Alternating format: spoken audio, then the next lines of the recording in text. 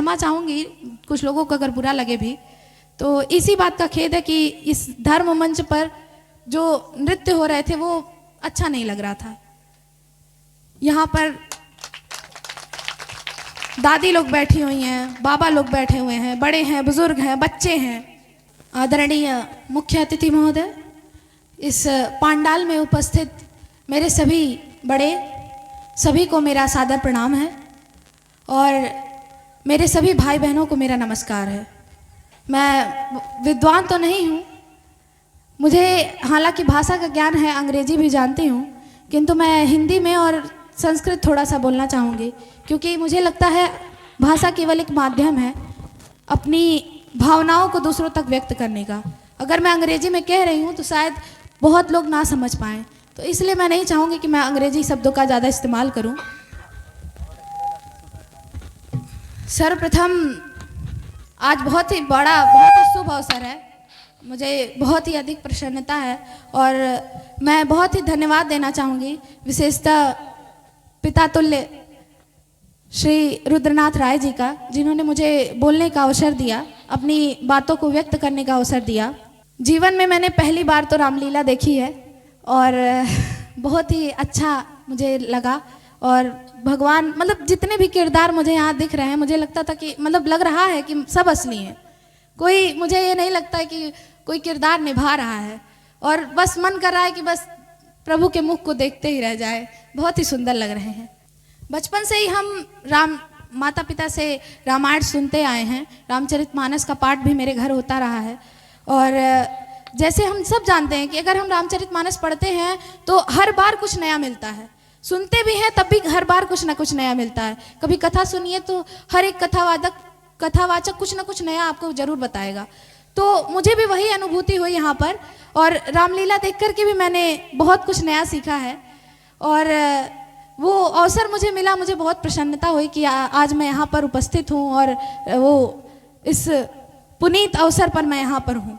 और मुझे ऐसा लगता है कि हमारे गांव की धरती बहुत पवित्र हो चुकी है। अब जो 7-8 दिन से जो भी यहाँ पर धार्मिक कार्य हुए हैं, यज्ञ हुआ है, श्री श्री सतचंडी महायज्ञ, साथ में मधुर जी महाराज द्वारा राम कथा का वाचन और आदर्श रामलीला मंडली द्वारा रामलीला, जो कि मुझे ऐसा लगता है कि बहुत ही सजीव किरदार हैं सभी। जो राम जी में मधुरता होनी चाहिए वो उनमें है, जो रावण में एकदम डटता होनी चाहिए ना और जो विद्वता होनी चाहिए वो भी मुझे दिखी एकदम से, जो लक्ष्मण जी में चंचलता होनी चाहिए वो भी मुझे एकदम दिखी और सभी पात्र मुझे एकदम सजीव लगे और मैं बहुत ही खुश हूँ कि मैंने ये रामलीला देखी है और मुझे बहुत अच्छा लगा। और हमारे जो सनातन धर्म है बहुत ही विशाल है और मुझे ऐसा लगता है सनातन कोई धर्म नहीं, ये भावना है, एक संस्कृति है जो हम सभी हिंदुओं के हृदय में जीवंत है। जो धर्मावलंबी हैं उनके द्वारा ये ज्योत अभी भी जलाई जा रही है। कहते हैं कलयुग में धर्म एक पैर पर है और मुझे ऐसा लगता है कि ये जो कार्य हो रहे हैं ना, ये कार्य हमेशा होने चाहिए ताकि धर्म हमेशा जीवंत रहे। मानवता इन्हीं कार्यों से आती है। बस एक चीज़ का मुझे खेद है, मैं क्षमा चाहूँगी कुछ लोगों को अगर बुरा लगे भी, तो इसी बात का खेद है कि इस धर्म मंच पर जो नृत्य हो रहे थे वो अच्छा नहीं लग रहा था। यहाँ पर दादी लोग बैठी हुई हैं, बाबा लोग बैठे हुए हैं, बड़े हैं, बुजुर्ग हैं, बच्चे हैं, सभी बैठे हुए हैं और ये धर्म मंच है। यहाँ से जब नृत्य होता था ना तो वहाँ बच्चे बैठ के देख रहे होते थे और रामलीला काफ़ी देर से शुरू होती थी, तब तक बच्चे सो जाते थे। अभी कल की ही एक घटना है, एक बच्चा था वो रामलीला देखने से पहले ही सो गया। वो नृत्य देखा और जा करके सो गया। अगले दिन सुबह पूजा कर रही थी उसकी नानी, तो जा करके जो नृत्य यहाँ पर पेश किया गया था वही एकदम उसी के स्टेप इधर उधर करके नाच रहा है। हम रामलीला क्यों दिखा रहे हैं? हम ये इसीलिए तो दिखा रहे हैं कि ताकि हमारे जो पीढ़ी है ये उससे सीखे कुछ। अगर रामलीला उस वक्त शुरू हुई होती, राम जी को देखे होते, तो शायद वो बच्चा राम जी का किरदार करता या फिर राम जी की सीखे अपनाता। लेकिन वो रामलीला शुरू होने से पहले सो गया। जो देख कर सोया वही उसने किया, उसे क्या पता कि वो सही है या गलत है। मुझे ये मेरे ईमानदारी से मैं कहूँ तो ये मेरे खुद के विचार हैं जो मुझे बुरे लगे, क्योंकि शास्त्र भी कहते हैं कि सुशीलो मातृपुण्येन पितृपुण्येन चातुरः औदार्य वंश पुण्येन स्वपुण्येन भाग्यवान। अर्थात सुशील यानी जो सुशीलता का एक गुण होता है ना व्यक्ति में, वो पिता से आता है।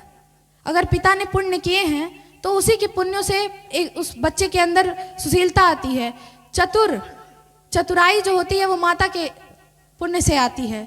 उदारता वंश के पुण्य से आती है और खुद के पुण्य से भाग्यवान होता है व्यक्ति।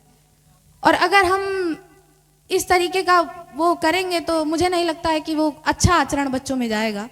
तो वही मुझे थोड़ा सा बुरा लगा। मैंने कल घटना वो देखी भी, तो मुझे आज सुबह की ही घटना है। वो बच्चा ऐसे करने लगा और उसकी नानी ने कहा भी कि नाचोगे ही क्या, तो मतलब ये चीज़ था। तो वो चीज़ जो वो देखेगा वही तो सीखेगा। वो तो बच्चा अगर राम जी को देखता तो जा कर के शायद वहाँ राम जी की तरह हरकतें करता। तो वो मुझे थोड़ा सा लगा, मेरे दिमाग में थोड़ा सा खटका। और जैसा मैंने अभी कहा, सनातन मुझे मेरे हिसाब से कोई धर्म नहीं है, ये एक भाव है, एक संस्कृति है जो सभी के अंदर जीवंत है, सभी हिंदुओं के अंदर जीवंत है। और सनातन के दो अर्थ मैंने मतलब मुझे वैसे तो बहुत अर्थ हैं, कहने को तो विद्वान लोग बहुत अर्थ निकालते हैं उसका, किंतु दो अर्थ मुझे बहुत अच्छे लगे। एक तो होता है कि एक पाली भाषा से ये निकला है सनंतन, जिसमें सधन अनंतन होता है और जिसका अर्थ होता है जो अनंत है, जिसका कोई अंत ही ना हो, तो वो सनातन है। सभी धर्मों का कोई ना कोई माई बाप रहा है, लेकिन मुझे नहीं लगता किसी को पता होगा कि हिंदू धर्म की स्थापना कब हुई और सनातन धर्म कब से शुरू हुआ। ना इसका कोई आदि है ना अंत है, कब शुरू हुआ कब खत्म होगा ये भी कोई नहीं जानता है और कभी खत्म नहीं होगा। और एक अर्थ होता है सन धन आ धन तन, सनत धन आ धन तन। सनत का मतलब होता है ग्रहण करना और आ का मतलब होता है आना और तन का मतलब होता है शरीर। जो इस शरीर में हम ग्रहण कर रहे हैं ना, वही सनातन है। और हमको लगता है कि अच्छी चीजें सीखनी चाहिए ताकि वो सनातन अच्छी दिशा की ओर जाए। और एक अंग्रेजी में एक शब्द होता है ऑरा। हर एक चीज दुनिया में, हर एक चीज उसकी एक ऑरा होती है। जो हम देखते हैं ना कि भगवान के पीछे एक गोल सा वो चक्र चलता है, वो क्या है? वो ऑरा ही है उनका। ऑरा मतलब कुछ नहीं, बस एक ऊर्जा है। जब आप किसी व्यक्ति के आसपास से गुजरते हैं तो आपको एक अलग सी ऊर्जा महसूस होती है।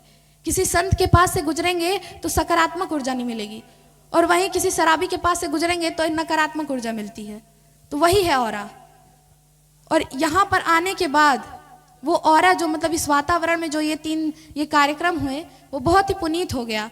जो लोग ये जो मंत्र की ध्वनि थी, जो चौपाइयों का ध्वनि था, जहाँ जहाँ तक गया वहाँ तक वो पावन हो गया। और मुझे तो बहुत अच्छा लगा। और बस यही गुजारिश रहेगी कि सभी गांव वालों से भी कि आगे कभी ऐसा रामलीला या यज्ञ होना चाहिए, हमेशा होना चाहिए। बस ये थोड़ा नृत्य वगैरह का कार्यक्रम ना हो तो ज़्यादा अच्छा है। रामलीला है तो वही हो, क्योंकि यहाँ सब लोग बैठे हुए हैं, तो जो बड़े बुजुर्ग जो भी हैं, बच्चे हैं, वही देखेंगे, वही सीखेंगे, और एक गलत वो जाता है। तो यही मेरी मनोकामना है बस। और भगवान की प्रेरणा से ही मेरे शब्द निकले हैं, उन्हीं को मैं धन्यवाद देना चाहूँगी। धन्यवाद प्रभु, धन्यवाद आप लोगों को। बोलिए राजा रामचंद्र की, बोलिए राजा रामचंद्र की जय। बोलो सियावर रामचंद्र की जय।